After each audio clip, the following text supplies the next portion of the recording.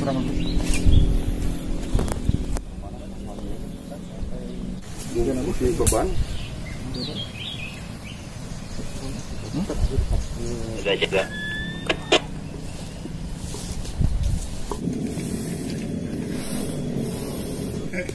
Eta malah dikene. Eta langsung bener-bener gini. Ringan katanya dia. Pak, bagaimana Pak hasil kajian awal atau hari ini Pak? Ya, jadi kita sudah melakukan survei awal ya. Memang nanti hasil komplitnya nanti kalau kita sudah susun laporannya ya. Jadi nanti akan outline daripada laporan itu kan dari mulai kondisi morfologi, geologi, kemudian faktor penyebab, kemudian mekanisme terjadinya gerakan tanah di sini di Kampung Ciherang, Desa Cijangkar, Kecamatan Nyalindung. Nanti akan kami sampaikan kepada Gubernur Jawa Barat, Bupati, Kepala BPBD sampai kepada Camat Nyalindung.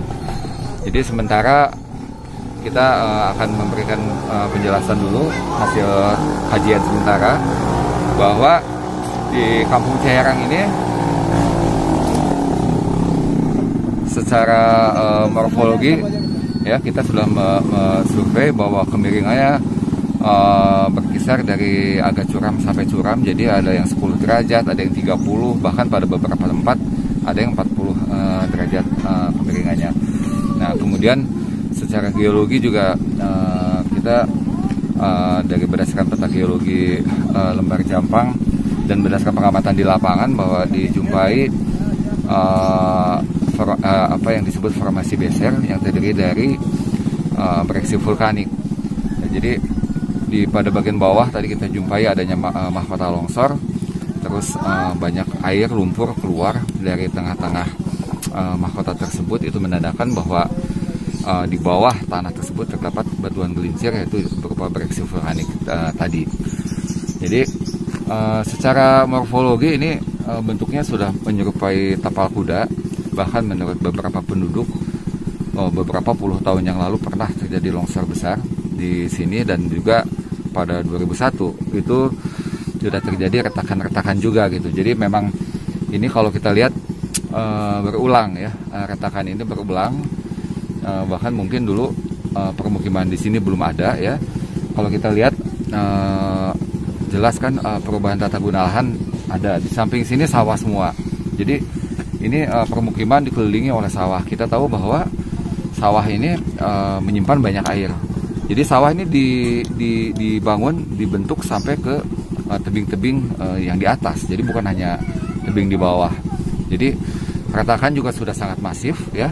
Tadi kami menjumpai retakan itu ada yang dalamnya sampai 2-3 meter tingginya, lebarnya ada yang 1 meter 75 cm, ada yang 1 meter 25. Jadi memang sudah sangat masif, dan relatif arahnya tuh arah umumnya adalah timur laut barat daya.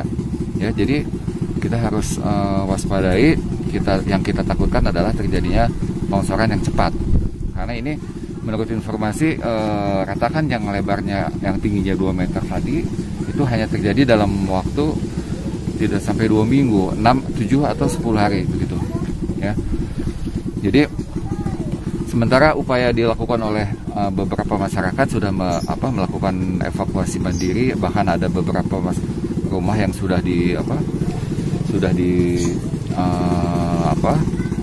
dihancurkan gitu, mereka sudah pada pindah mengungsi.